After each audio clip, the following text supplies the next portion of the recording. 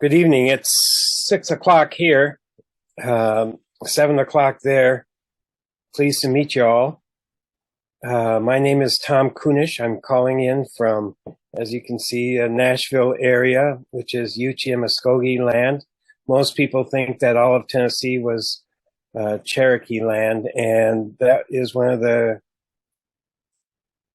great problems, I think, of people learning Tennessee history, or even what Tennessee people know, is that since the white contact happened over on the east side of Tennessee, whites engaged with Cherokees for the longest period of time, and down into, from up by Knoxville area down to Chattanooga area for over 100 years.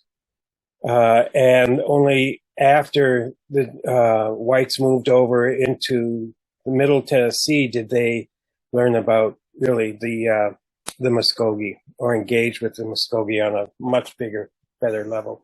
So even here they think it's Cherokee land, but because the Cherokee sold it. And as a friend of mine says, Tom, I didn't say that the Cherokee owned the land or that it was their land. I just said that they were really good real estate agents. So I am from Minnesota. You can probably hear it in my accent. And I've lived down here now for 30 years. I was in the Navy as a Russian and Farsi linguist. I did my undergraduate in Spanish and religious studies, and then my master's in religious studies at Minnesota, and then my master's in divinity at Berkeley, Graduate Theological Union, Starking School for the Ministry. My mother's enrolled Standing Rock, Lakota. I think it's important when you talk with people who claim to represent Indigenous issues that you know who their people are and how they are tribally affiliated, specifically and solidly. Because there are a lot of people. Have you guys been following the Buffy St. Marie story? Do you all know Buffy St. Marie? Ray, do you know Buffy St. Marie? John, you don't? She had a great song out called Bury My Heart at Wounded Knee. Fantastic song. And she is known as the rock star of Native music, popular Native music. She's number one. Nobody came close to her. Until this past year, Canadian television did a series on, or a special on her, and found out that she was raised I think it's Italian girl in the suburbs of Boston.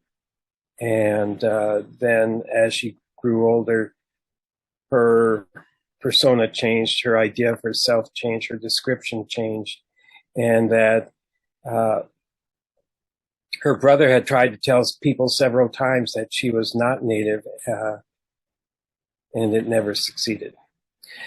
But now they have exposed her, and so there are a lot of frauds out there, and Tennessee is rife with them, rife with people who consider themselves or say that they are Cherokee or Yuchi or something like that and have no tribal affiliation. So if and when you have another speaker, it's always good to know what tribe, and is that tribe federally recognized, and how are you related to the people in that tribe. So I'll say it again. My mom is an enrolled member of Standing Rock, Lakota, Oyate, Lakota Nation. That is in North and South Dakota. It's the reservation where Sitting Bull was sent and where he was killed. And it's not originally Lakota land. It was Mandan land. My grandfather was born on the Fort Berthold Reservation up in northwest North Dakota, and his mom moved the family down to St. Paul, Minnesota, where my mom and then we kids were born. Standing Rock, like most of the Lakota reservations, was given over to the Catholic Church for indoctrination and assimilation. And my family got into it very much. And so I was raised Catholic with 12 brothers and sisters. And I think that's about it. So I came into Indigenous issues later in life after grad school, after an elder said, "Why don't you come sweat with us?" And this was back in 1988. And I've been sweating ever since. And sweating is a sweat lodge, otherwise called Inipi, Stone Lodge. And it is a ritual, a ceremony that we do whenever we want. I used to go twice a week. Now then I went twice a month, as often as the Lakota guy down in Georgia had one. So that's been my learning, my education into it. Sweat Lodge, Sundance, and another ceremony called Uwipi. So that's my experience outside or inside of Lakota religion, Lakota people. And it's hard down here because there are very few Lakota, of course. But let's see. So you have my degrees. I was a UU monthly minister and a Unitarian Universalist monthly minister and religious educator for a while. I was a teacher of Spanish, a teacher of Native religion, and also a webmaster. But my last role and very happy role is as a father to my 5 kids, my wife's son, and then our together 4 daughters. And they are also my biggest success. And spectacular is my oldest daughter, Winona, just had a baby girl, Evie. All right. Any questions on that much so far? All right, we'll go right ahead.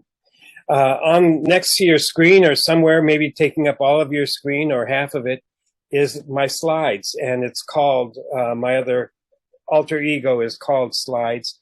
And I'll be going back and forth between these. You can stop me at any time and ask questions.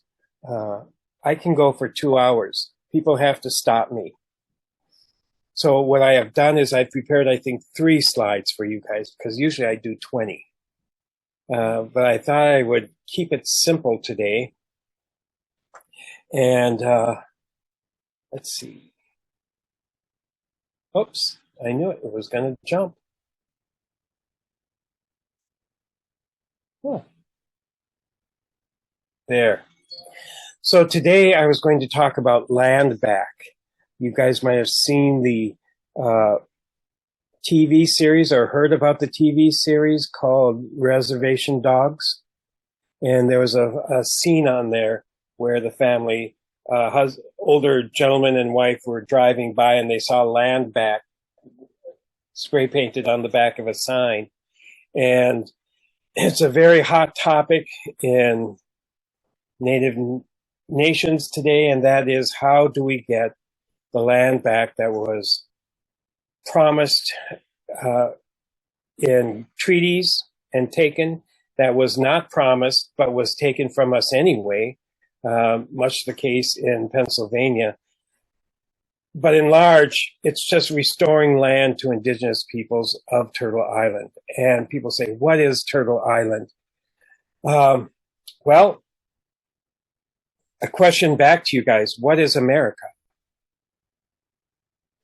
My response to what is America is that it's named after a guy named Amerigo Vespucci of the 16th century, who was an adventurer, a map maker from Italy and Spain. And he drew a map and signed it Amerigo Vespucci. And then English people picked it up, and that English, Spanish, Italian changed the name to America. And so America is actually a European enterprise. It was a business venture. So when we say America and we apply it to the native people that were here, we're saying the natives who were here for a European business venture, which is completely false. The people here had names, identities that had nothing to do with America, and I like to keep them separate. America is what Europeans created, named and created, and Turtle Island, and to the south we can call it Abya Yala. That's A-B-Y-A, 2 words, Abya Yala. And so there's a picture of why people would call it Turtle Island. Anybody know what kind of turtle that is?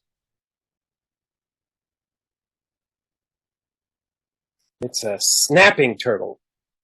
That thing will bite the tire of your car and hold on to it. The car will come crashing down. That thing has a vicious, vicious bite. It's a snapping turtle up in Minnesota, and these things will burrow into underground for the winter and hibernate. There's a special word for turtles hibernating. It's like turpid. And then when they crawl out, they can crawl off a riverbank or anything else like that. They can have this much. My daughter and I saw this about 5 years ago when we moved, 4 years ago. We went down to a pond at the spring and we saw a turtle with a bunch of mud on its back. So I was lucky enough to find this picture and put the word on. So Turtle Island, Keawita in Lakota, is a way of talking about North America, indigenous North America before Americans, before Europeans. And so I will make that distinction all the time. I will try to focus on Turtle Island. And next slide, please. Oops, back there. Something you guys should know is there's a really cool word called kakanim, and it comes from kaka. And of course, Susanna, you know what kaka is in Spanish, and I'm sure everybody does. Do you know it, John, what kaka means in Spanish? Ray, do you? Okay. Well, it's kind of like what it's poop. It's shit. Kakanim is a shitty word, is a bad word. Actually, that's more. It's a bad word.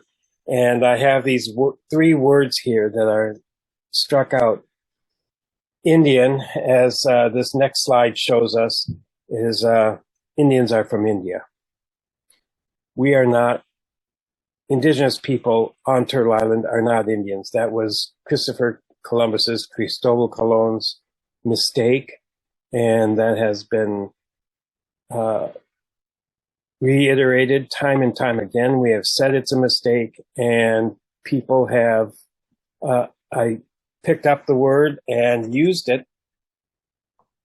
And I think we should stop. Well, we need to stop. You know, whether it's Indian Affairs Committee, it should be Indigenous Affairs Committees. Native American, we should be talking about indigenous people. And Sioux is a word from the east side talking about the people to the west, not the Nadawasu, the little snakes in the grass. It was a term for the enemy, and it's not a respectful term. So best to say Lakota. If you're talking about Minnesota, Dakota, North and South Dakota people, Lakota. And there's also another language group called Nakota.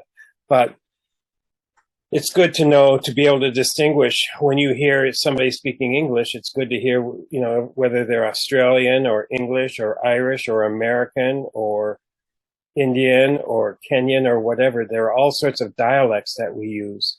And people like to be respected and called by their correct national identity. And for Lakota, it's not Sioux, it's Lakota or Dakota or Nakota. Got it? All right. Um, so let's talk about land back, or I'll talk about land back. I haven't seen any hands yet, so just turn your mic off or your mic on when you want to ask a question and blurt it out. Yes, Lois.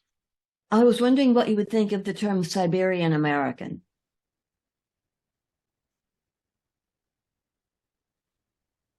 I imagine that there are, but I don't know of any Siberian Americans. So Siberia is a place over in Asia. American is a place, are people who identify after the 16th century with the European enterprise. Are you talking about indigenous people up in Alaska? I'm talking about the 4 women who biologically their mitochondria are throughout most of the tribes. And these 4 women did come from Siberia.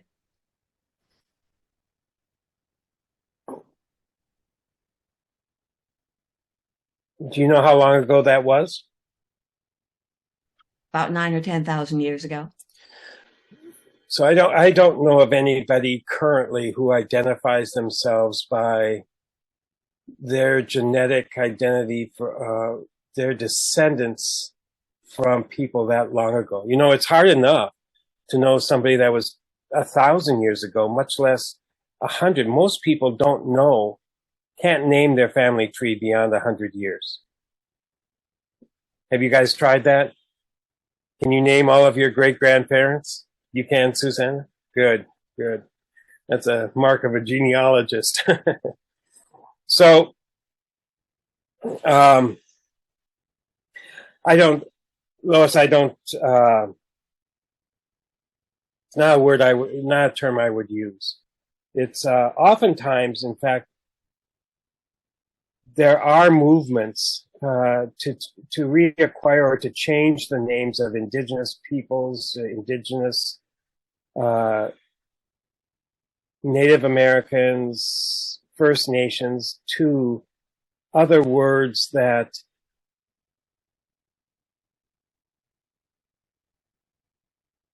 try to mitigate, try to change the solid relationship between Native peoples from the last 500 years to make it something less and to lessen indigenous peoples' connection to this land and increase white people's connection to this land. Like you've heard of the Kennewick Man. And then, of course, all the Leif Eriksons and the other Scandinavians landings on the northeast coast of Canada. Yes?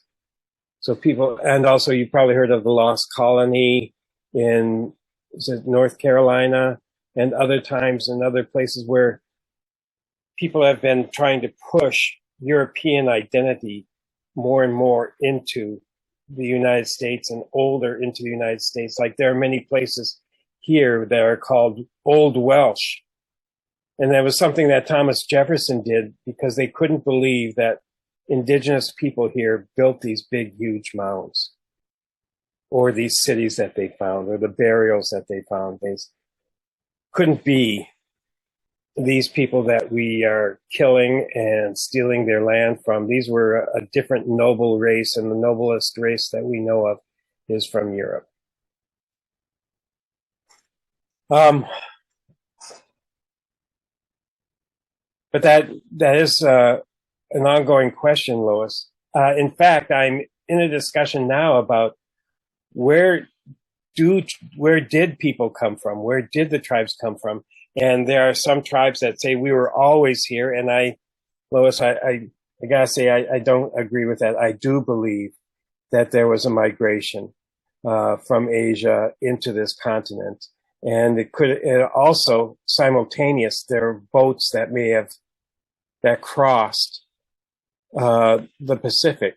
How, I don't know, but landed on the west coast of what we call South America, Abya Yala. But that there were repeated migrations from Asia over to what we call Alaska, and then down the coast. Now, whether it was land bridge, well, that we know that there were land bridges, and we know that there were boats, and that people could travel both ways. So one person is trying to say that the Bering Strait theory has been debunked, and I don't think that's true. So in one sense, Lois, you're right. But it is long ago, so it's almost like us claiming to be African. So getting back to land back, I want to talk about, it's just 3 slides. I'm going to show you them. There they are. There's 3, 2, 1. That's all I have. I have a bunch more afterwards, but this will take me a long time. Interrupt any time.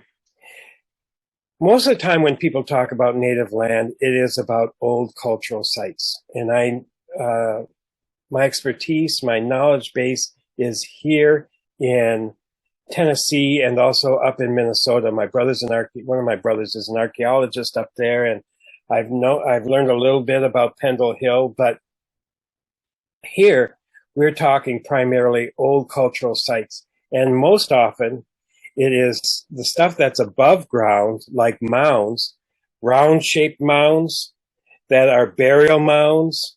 There are, and those date from before the year 1000 in the Common Era. Then there are temple mounds that are flat, have a flat top, and these are really from like St. Louis area down the Mississippi and down into the Ohio and Tennessee River valleys. Those are called Mississippian temple mounds. And some have burials in them, some don't. So the easiest thing to preserve are the big things that are hard to move out of the way and would have taken people a lot of effort to take them down. So mounds still exist. Burials in Nashville have been dug up and pushed and thrown, crushed, thrown into the local creek, into the local river, done anything with, but basically destroyed.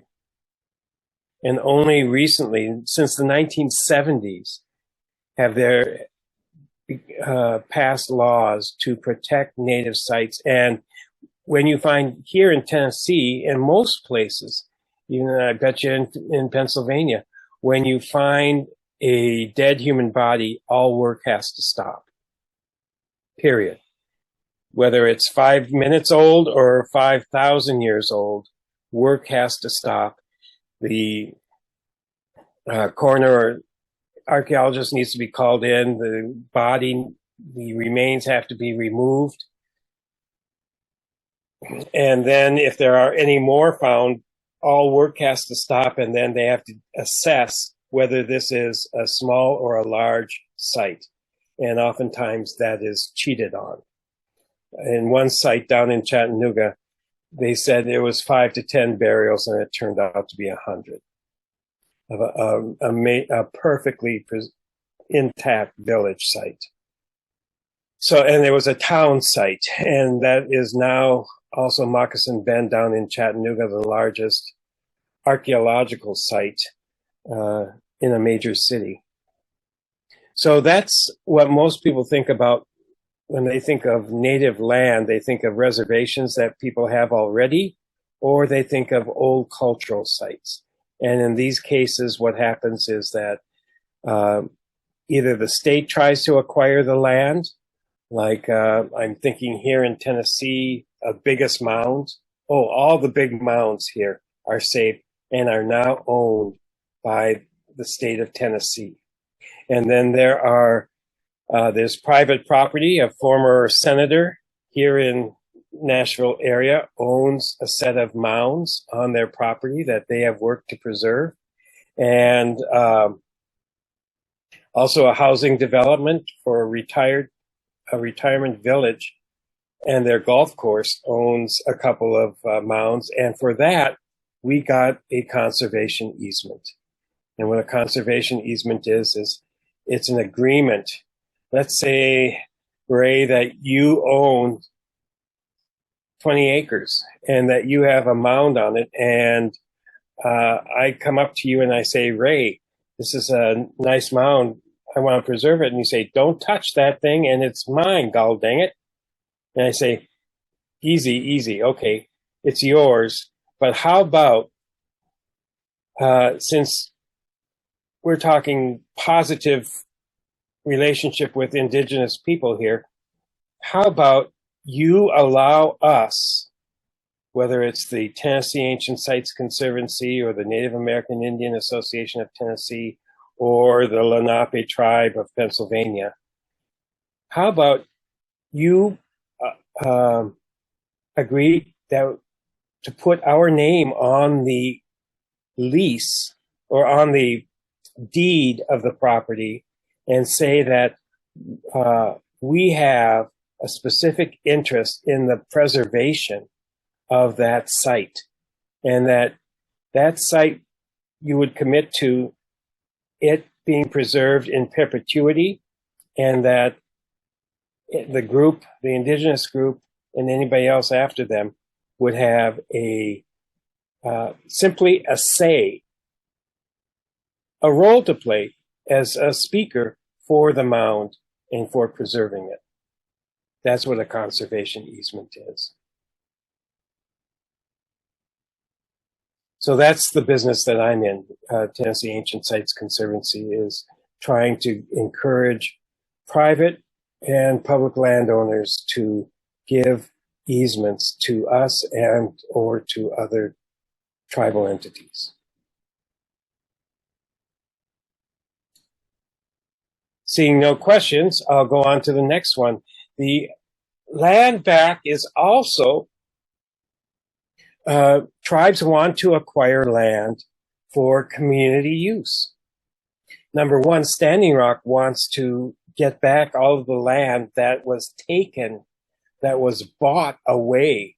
Like my great uncle had 160 acres and he sold it so that he could get the cash and moved back to Minnesota. He actually ended up moving back to Oklahoma. But he was raising kids at the time and he needed money more than he needed that land. So he sold his land. Standing Rock, many reservations are trying to get their land back.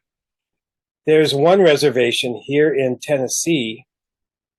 You guys know that Pennsylvania has no reservations, right?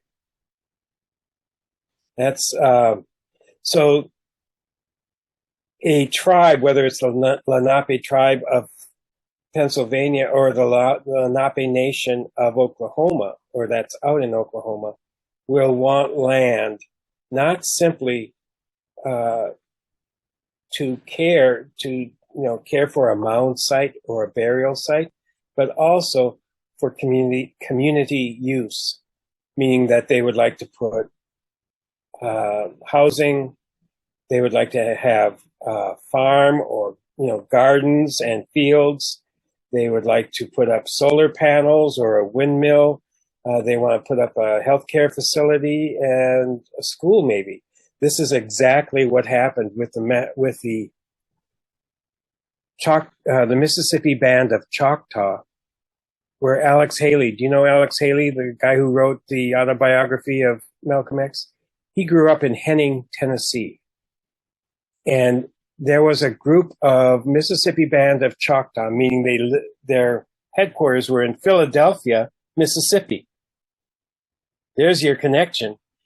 They were migrant workers. They moved up to that town of Henning every summer to work the fields, and then they would move back.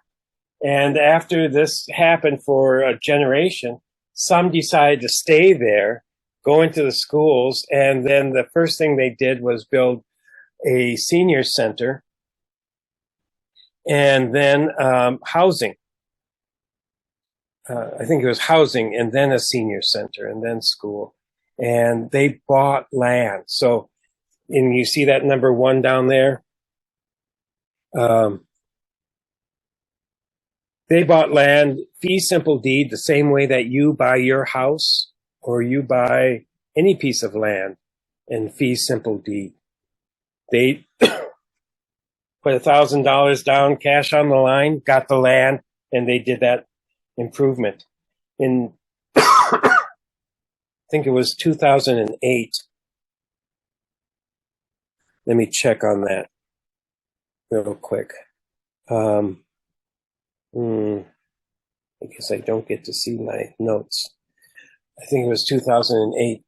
They took the 90 acres that they had and they put it in trust with the United States government, and it became reservation land, tribal land.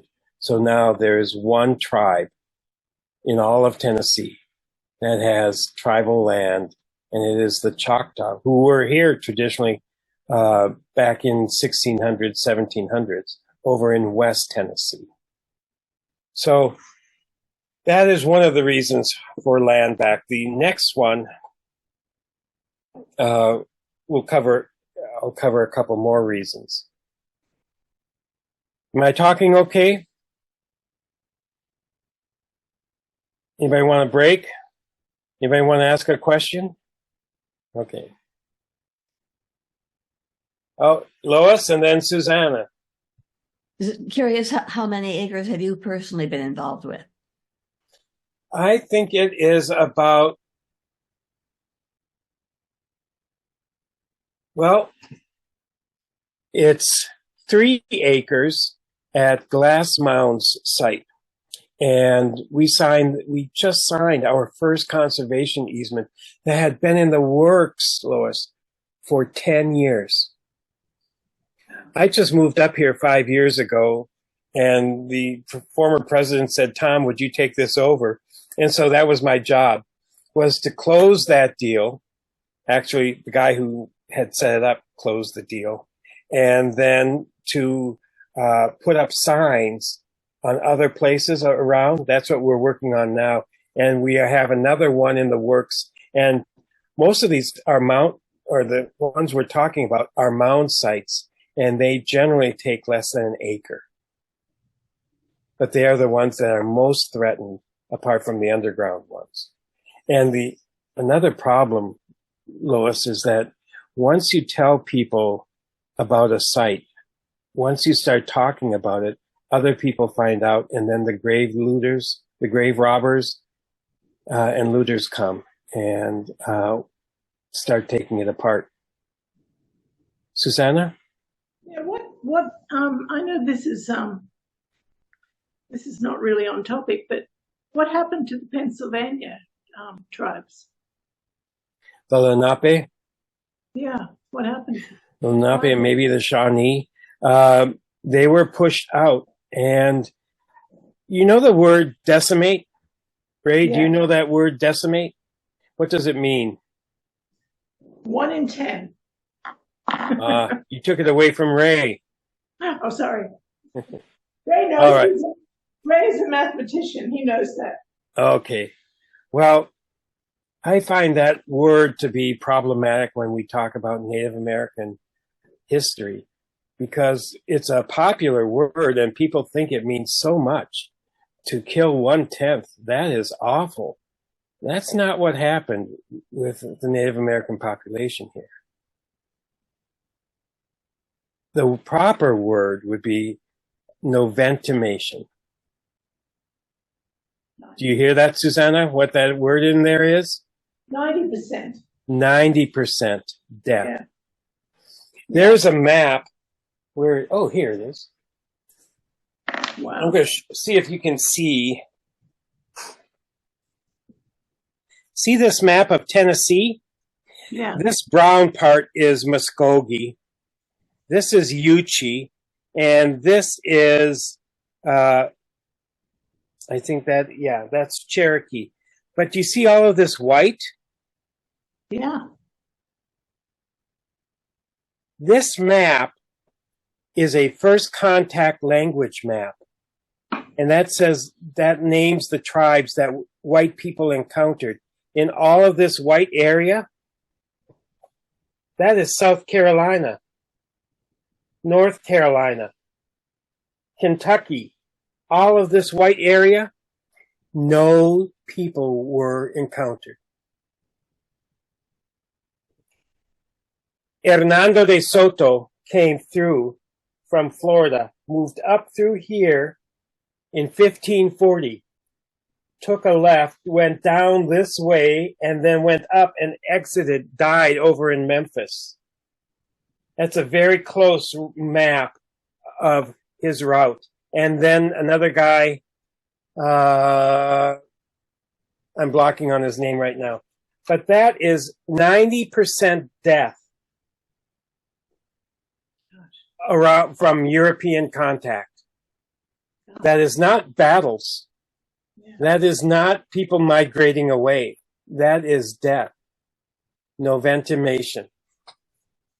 So, what happened? I don't have that map. I do have that map, but I don't see where it was in Pennsylvania. But the Lenape were pushed out. It was an early encounter. They were pushed, and we can discuss whether or what rights William Penn, his dad, the king, his sons had to the land, and if they walked, trotted, ran the land borders correctly. But what happened was, stole it. Yeah. Just a minute. I have, let me check this. Have you heard about is it Gnadenhutten massacre? I think it happened in Ohio, and the date was, just a minute. The anniversary was yesterday. Let me check real quick. Gnadenhutten massacre in New Philadelphia, Ohio, in 1782. Pennsylvania militiamen and frontiermen murdered 96 pacifist indigenous people, most of whom were of the Delaware Lenape tribe, in the village of Gnadenhutten near present-day New Philadelphia, Ohio. March 8th, 1782, Pennsylvania killed them. So when we talk about what happened, I hope that you guys introduce that new term instead of decimation, no ventimation is what happened. But let's go into reasons for land back. Cultural preservation is a business. It's an academic business. Most people think of archaeology as an academic field, like the study of Spanish, teaching of Spanish, art, whatever, maybe mathematics. But archaeology depends on the existence and the acquisition of old sites to be taken apart and studied. So that's one of the reasons why white people want cultural preservation, is they want to learn more about people that were here, and it feeds an industry, an academic industry. And the second one is tribal history. That's kind of problematic because lots of tribes are put on places that were not theirs, like Standing Rock. But to return land to a tribe is essentially to preserve it for their culture. We hope to get land back here in Tennessee, and there is a tribe out in California that is getting some Quaker land. Have you been following that? Have you heard about that? I can send that to you after tonight. But it was a Quaker school that went under, and then they made it into a retreat center and stuff, and it went under. And now they are saying that this is traditional land of this specific California tribe. This is north of Sacramento. Wow. This tribe had been terminated. I don't know if you guys have heard that term, but since the 50s, in the 50s and 60s, one of the policies of the United States government was to try to terminate official relationships between the federal government and tribes. They wanted to declare tribes dead and the responsibility towards them accomplished. So they were out to terminate tribes. That was one of the issues, one of the goals of indoctrination and assimilation was extermination. And it was not extermination through gas or bullets or anything else. It was starve them out, kill all the buffalo, and then push them off of land and take away their culture so that they are essentially melted into the melting pot of the United States. So this group was terminated, and now they have an opportunity to get, I think, 100 acres back for themselves. So I'll get you that information. That's great. That's local area to reestablish tribal connection, and that's one of the things we hope to do here in Middle Tennessee is get some land back to establish that connection with the Yuchi tribe, which has been long forgotten and ignored. One of the problems, one of the more interesting problems with this plan, an elder, his name was Gage, from the Muskogee Creek Nation, came down to Chattanooga and went back to his people. He was Speaker of the Nation, Wilbur Gage. And when we went out to see him, he talked with us about all good stuff. And then he said, you know, I get spanked. Well, not literally spanked, but I get verbally spanked every time I go out back east to our homelands in Tennessee. We said, why is that? And he said, and who does it? He said, my elders sit me down and chastise me, verbally punish him for having come back here because they said that when they were removed, they were told when they got to Oklahoma to take your shoes off, smack the dust, the dirt out of those shoes and never look back east, back home, and never go back east. So in this sense, he was committing a kind of cultural crime by coming back to the place where they used to live. So, but we still want to reestablish that tribal connection. And of course, people here want to know the history of the land. They want to think that they have some ownership in it, feel like they have ownership in it, feel like they understand the history and that they are responsible landowners, land users by learning the history and teaching it. A mother at a Nashville Friends meeting this morning just came up to me and said, Tom, where is the good history to teach my kid? To say why we are here and who lived here and who should we be respecting and talking with. So that's good to reestablish the tribal connection and to educate current white and black occupants of who lived here before. The tribes also want to extend their land base for sovereignty. You know, just because more land means, in some ways, there's more room to grow food, to become self-sufficient, and to become autonomous. Tribes do not want to have to rely on the United States government. There's a contractual agreement with most tribes that the United States is compelled by law to honor, but most tribes, every tribe that I know of, I should say, is trying to become self-sufficient and more profitable. And of course, you guys, have you guys been up to see the Mashantucket Pequot Museum or the casino? That's a wonder. It's a wonder to behold. My sister was the tribal attorney for them. That's a whole nother story. And the last reason for land back, and the one that usually tickles most Quakers' interest, is the justice issue, that land was wrongly taken.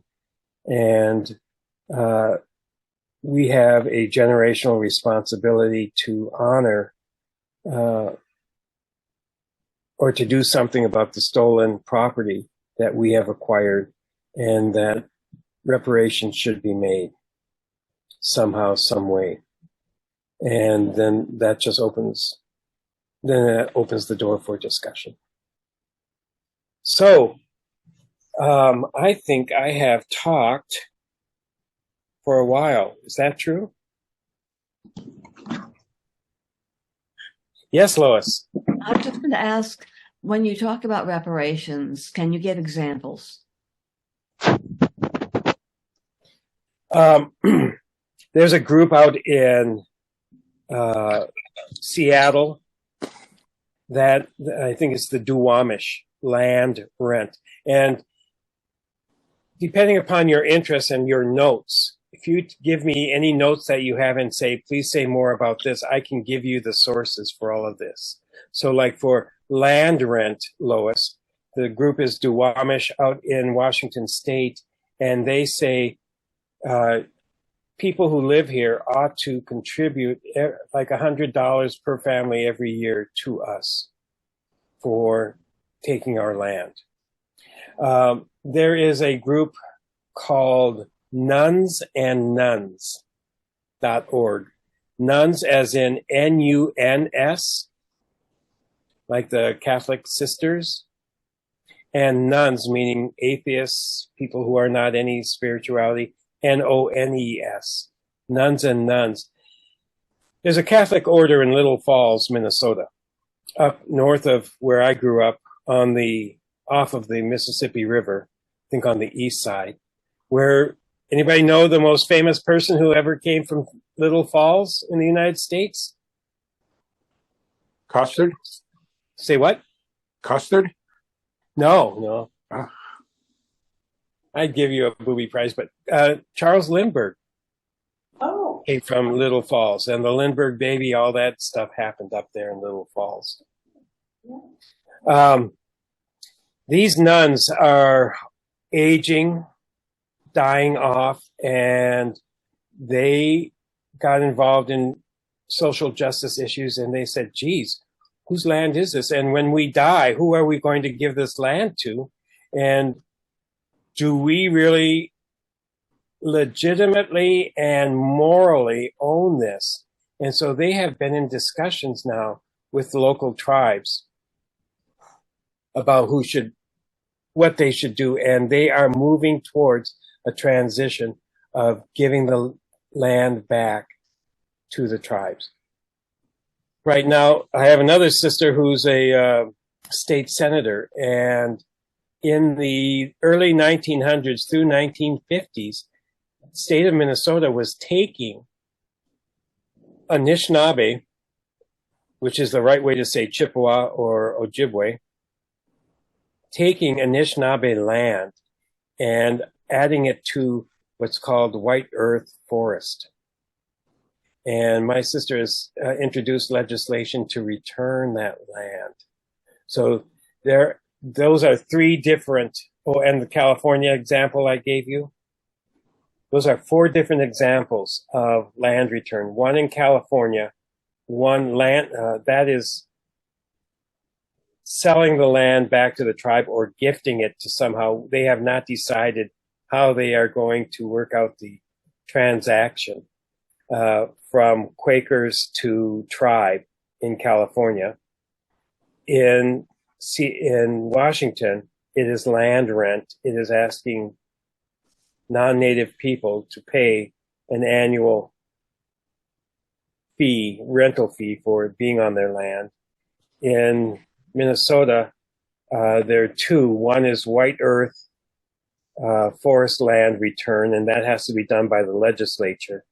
And the other one is Catholic nuns returning land. There was another point in which I think this was Wisconsin, and the Catholic Church had some property that was empty. They had buildings. It may have been an old school, maybe an old seminary out of town. And a group of indigenous people went and occupied it and said, this is now ours. This was some years ago, and the Catholic Church did not fight them. So there are two other ways that Quakers have developed. And I will send you, there are two brochures. I don't know if you heard about this, Lois, or if that's why the question, the invitation. But one is suggesting that every congregation, every religious congregation in the United States and Canada, whether it's Catholic, Jewish, Muslim, Quaker, Unitarian, Universalist, commit to acquiring and gifting back 160 acres to the tribe that was there last. So it would be suggesting to Arch Street community that you acquire 160 acres somewhere that the Lenape would like, and ask your members to fund it, and then give it. That's one way. There used to be a study, or the Pew Research Center has oftentimes studied religious groups, and I think you guys know that Quakers are among the richest. Did you know that? It's oftentimes Episcopalians, Reformed Jews, and Unitarian Universalists who have the most money per person of any denomination. Quakers are right up there. Wow. So that is one idea. Oh, there's three like this, but the other brochure says, when you sell your property next, whether you live in a house, a condominium, a boat, whatever, that you donate 1%, you commit to donating 1% of that land transaction to the local tribe, or to a local tribe. Could be a tribe of your childhood, but to a tribe. So that's another way of contributing. And the third way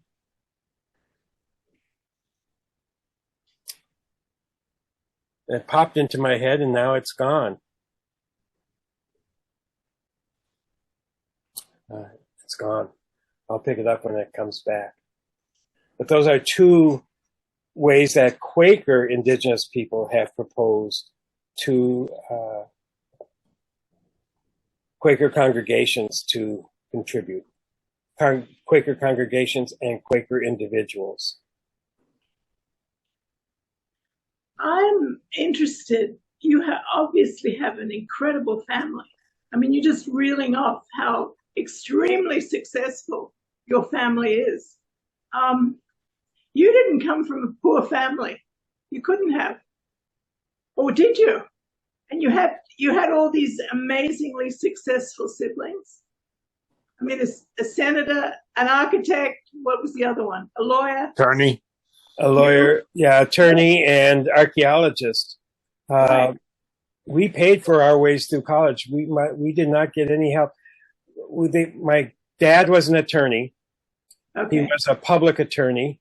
He did child welfare law, Stearns County. And my mom was at home.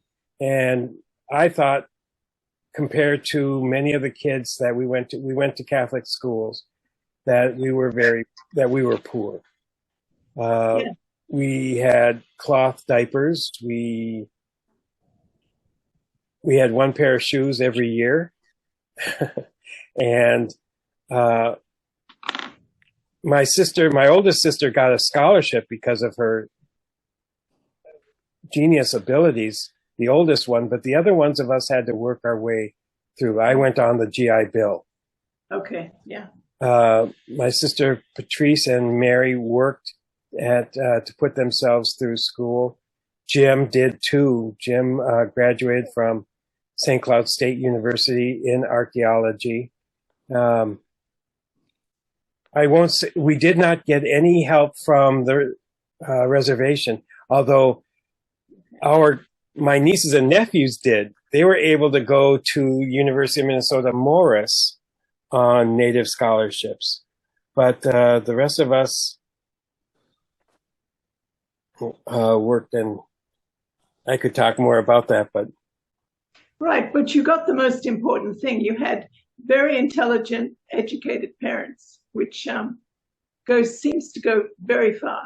It does go very far. Yes. Another thing is that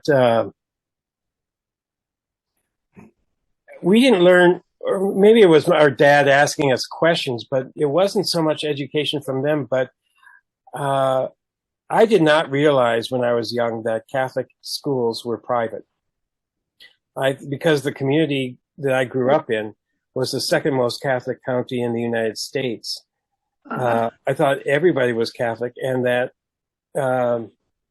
people who went to public school were either Protestants or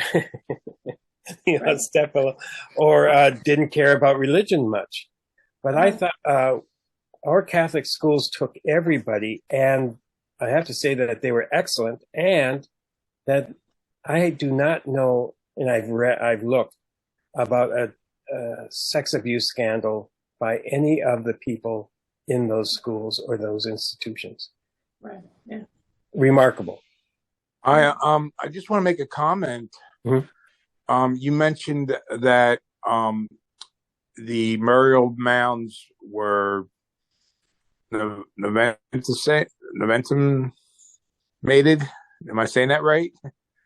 Oh, that the population was Noventi mated. Okay. So Noventi is 90, and mated comes from matar, to kill. Okay. So 90% killed, and it was by primarily by sickness, disease. Yeah. And you also mentioned that when here in the East, at least, you mentioned that when there is a body found during an excavation or something, or historical site, that the work has to stop. And about 7 years ago, I was a member of First Baptist Church of Philadelphia at 17th and Sampson Streets, and they were working on the Vine Street Expressway, I believe it was, and they found the bodies, and they found out that it was part of a burial ground of First Baptist Church that had been forgotten about. Wow. And all work stopped, and we got word of it. I was on the board then. I was one of the deacons at that time, and we got word that the University of Pennsylvania was coming in, and they came in with technology, the things that go over the ground that can sense a body underneath and things like that. Penetrating radar. Okay. And yeah. And they were we were assured that everything would be, DNA was done on the bodies and things like that, and we were assured that the bodies were treated with all the utmost respect and all. And it's a shame that courtesy doesn't extend across the country, with Indigenous people. I think that's a sin almost, and to use that word. When TVA came through here in the 30s and 40s with the work with WPA and everything else, they dug up a lot of white cemeteries, and they had to move. They moved some, and some communities said, leave them where they are. So there is a cemetery out in the Tennessee River that towards the end of summer, you can see the gravestones appear out of the water. Okay. So, but for removal, most people want their relatives to stay in place. They can also, a church, a business, anything, can file a request for a court order to remove a cemetery. So the Baptist church there had a choice, is to leave the graves intact and either concrete over them or pile dirt on top of them or just leave it alone, or to remove it and put it somewhere else. Yeah, and they chose to remove it, yes. Yeah. I do have a question for you, Mm-hmm. real quick, and I'll be quiet. The Muskogee Indians, am I saying that correctly? Muskogee? Muskogee Indians. I'm just a Hokie from Muskogee. Okay. That song? Now, I don't mean this is a pun. I mean this with respect. Is they were called the Creek Indians also? Yes. And somebody told me that the saying, "We'll get together tomorrow if the creek don't rise," and the thinking behind that is that the Creek Indians would raid the towns during, I guess, times when they had to and things like that. Is that any truth to that? Do you know that? Or I've heard that expression. I did not take it as a reference to the Muskogee people, but you bring up an interesting question, John. In 1782, I believe, I think it was 1782. I'm not sure when Tennessee became a state, but George Washington was president of the United States, and it was a year before Tennessee was admitted. In a Philadelphia newspaper was printed a letter by George Washington asking for a treaty conference with the Creek down in Nashville, because they were trying to figure out why the Muskogee, why the Creek were continuing to raid this area. So what I'll tell you, John, is that I'll look it up. Oh. And because I've heard it before, I've thought of it before, and to hear it again just says it's important. And George Washington himself in Philadelphia mentioned his concerns about the Creek rising. Oh, okay. Here's another tidbit. Do you know French, John? A little bit, very little. Okay, you know what rouge means? Red, right? Right. Rouge. How about bâton? Bâton rouge, red stick. Red stick. You know what that means? Well, why would somebody? I was under the impression from where I was told that the red sticks were sort of boundary markers. I heard they were dipped in blood, and that was for the hunting rights to that land, and you didn't go past those markers. The red sticks were a bundle of sticks, uncolored, primarily, mostly, vast majority of regular sticks with one red stick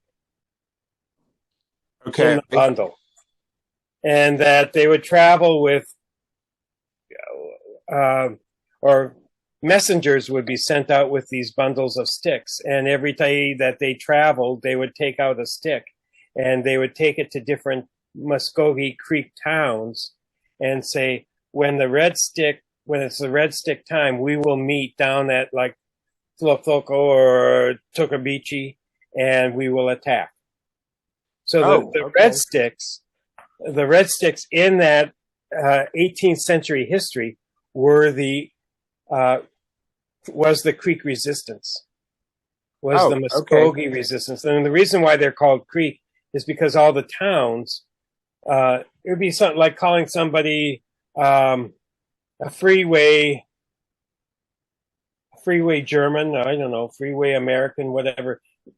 From all the towns on the freeways, rivers and creeks were the freeways, that were the pathways back then, the primary ones. And the creeks settled on, or the Muskogee settled on creeks for a constant water and a constant food supply and a constant reflooding of the local bottomlands for corn. It was the evolution of from the woodland period to the Mississippian, which created, out of the Mississippians came the Muskogee, who were big corn growers, as the push of the evolution of agriculture into Turtle Island that created these huge temple mounds, Cahokia, Moundville, Mound Bottom. Well, thank you. Thank you for that. I appreciate it. And I do want to say one more thing real quick. It does my heart good because I don't encounter many Native American Indians, Native Americans, not Indians, I'm sorry, Native Americans that I know of by sight.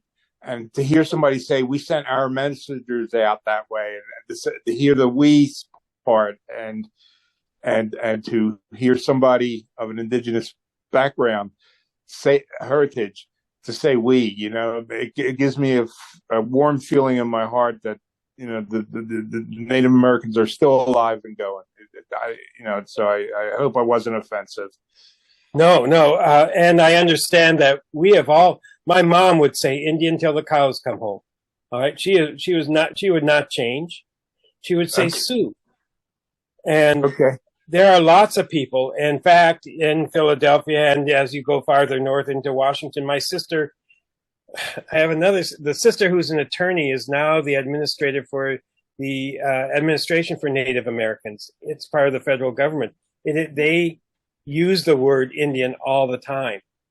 And it just chaps my hide, but it is the empire. Yes. We are dealing with the government, which is the empire, and they have established their language, and they are not going to change unless it's compelled. Now, I don't know if you've been following the Secretary of the Interior, and she is pushing for changes in the names. Yes. You saw what she has changed, all the words with squaw. It's happened first in Minnesota. All the squaw words were removed. And now the Secretary of Interior is doing it herself. So change will come, but it requires us to model it. And I think of it as the N-word, is that Indigenous people can say whatever they want to call themselves, but they should know that what Stockholm syndrome is, right? Yes. Identification with the perpetrator. We have that. It's also internal colonization. That we have. My great uncle was sent to Carlisle Indian School. Okay, he was.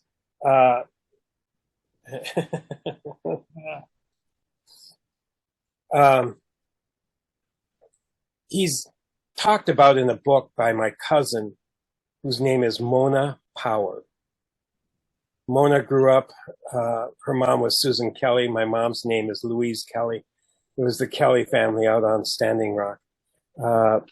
Mona went to Harvard, not because her mom paid, but because of her scholarship and scholarships. She went to Harvard undergrad and Harvard Law School, and she hates it. And she's a writer, Lois. And her latest book talks about my uncle and his wife, who became chief of the tribe, is out. It's called A Council of Dolls. And he went to Carlisle, and he both resisted, and she, his later wife, also, they both became internally colonized, adopted and adapted to the imperial world, to the empire, to the United States. We all became citizens of the United States. I joined the Navy. Right. An imperial stormtrooper. And so it takes a while to realize what it is, what has happened to us, what happened to my mom, what happened to my grandpa, and to start resisting. And it's slow work. Most of it, asking these questions about the creek don't rise. We don't know these things. And so it is scholarship that brings them back. People didn't know about the Yuchi and Muskogee here. It is people willing to learn and speak out.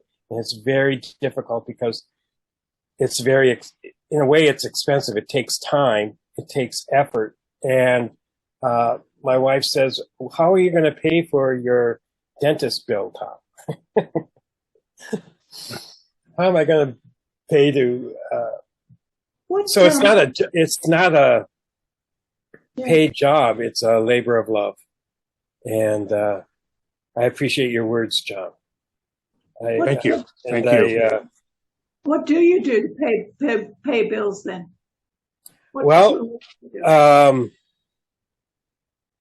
I speak. I have done website design in the past, but I'm old. That was 30 years ago, 26 years ago. I was doing website design and I could code.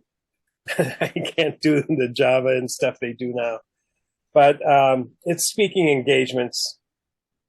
Nobody will hire me around here. Now you can say it's because I talk too much or I talk blah, blah, blah. But generally there is no place for an Indigenous person who doesn't have a degree in Indigenous history. Okay. So I taught a course in Native American religion, and that I could get by because I have a master's in religious studies. But I lived 4 years in Spain. I can speak Spanish pretty well. I was teaching Spanish at the University of Tennessee at Chattanooga, and then the examiners came through and they had to fire me right away. So even though I spoke better than, and I thought taught better than some of the other instructors, I couldn't make a living that way.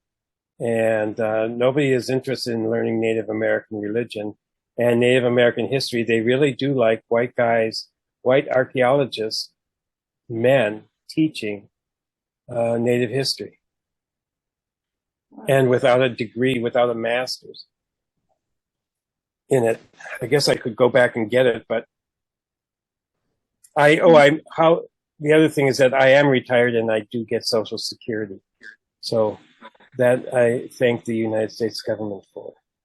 Well, you are living treasures as far as I'm concerned. Wow. Nice words, John. Thank you. I appreciate that. It does help, just to hear that validation. That helps. You enlightened me a lot. Thank you. You're welcome. So we have to start talking about you so you get these engagements. Well, I am going to gathering this year up by you guys, and I will be speaking. I won't be paid. My stay there will be comp. Right. What's the full word for comped? It's not compensated. Complimented? Right. Taken care of. Taken care of. So I'll be going there and I will be speaking on one of the plenary sessions on the Dakota Intifada of 1868. Or was it 1862? 1865. Anyway, I hope you'll come to that. Well, I hope to see you there. Okay. Yeah. I need to be back from Puerto Rico then. Yeah. I'm going to show you. Oh, here. Look at this. Here is the things I talked about. The Native Land Reparation Pledge. That is by a Wampanoag Quaker woman, Gail Melix. Do you know her, Lois? Gail Melix. She's up on Martha's Vineyard area. And, there's the other thing I wanted to talk about. The Minnesota Makoche honor tax. And that is another thing.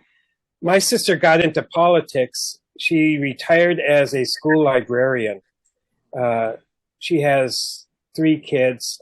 raised them with a Lebanese guy, divorced, married, and but she got into politics. One of the things why I think my dad mostly raised us with a sense of public responsibility. Maybe it's the Catholic in us, but a larger moral responsibility, a social responsibility. And that, so she's in politics. It's a state senator, so she gets paid, I think, $40,000 a year, for half time. And she introduced this Minnesota Makoche honor tax along with somebody else. And that is that on every land transaction in the state of Minnesota, like 0.0001% of it would go towards a building, would be paid into a fund for the native tribes to use in reacquiring the land that they lost through all of the problems, we'll say. This picture here on the bottom is for the Duwamish lease. Rent. And this is the native land reparation that Gail Melix is suggesting. So if you want to ask for another person to talk, Gail would talk about this. This is what she is promoting, the 1% of the sale price of your home that people dedicate and commit to doing. And this is the one that I have promoted, that every Friends monthly meeting and every congregation, religious congregation in the States commit to 160 acres. Well, 160 acres to Native people and 160 acres to African American people. Wow. I think I have probably overwhelmed your brains with... One more question.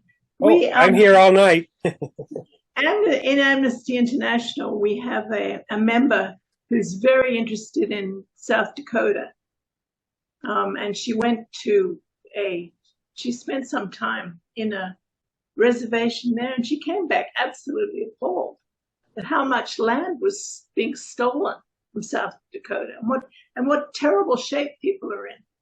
Because there's apparently laws about shops. So a regular shop, they had to buy things at exorbitant prices. I'm sort of garbling it, but she was absolutely horrified that people were being treated so badly there. And meanwhile, the land is just being stolen. And they're just pushing people off. So I'm not quite sure. It sounds like you're in better shape than they are. The land, it's interesting. The land was more overtly stolen, 100 years ago. And now what's happening is that pipelines are going through underground, and that the federal government says it has to go through, and that even though it's tribal land, it is still being held in trust by the USA government. So ultimately, the USA is the landholder of all property, and it can and will do whatever it wants when it feels it needs to. So it's the power of eminent domain and base ownership. So everyone's property. Doesn't matter. Yes. Everyone's property. Yeah. Wow. So we really don't own anything. You hold it. The same thing is true of tribes. I know many people on tribes, like the Eastern Band of Cherokee, that they say that the families say that they own their house, but really it's being leased from the tribe itself. It's communal property. And in that sense, yes, what property we think we have is actually communal property of the United States. Great. You've made my night. Sorry. Dear me. So, Lois, anything more? Is she still there? I'm here. Yeah. This has been really informative. I'm hoping you'll send me a list of all these websites so I can put that in the text below this video when I post it. I'll do that.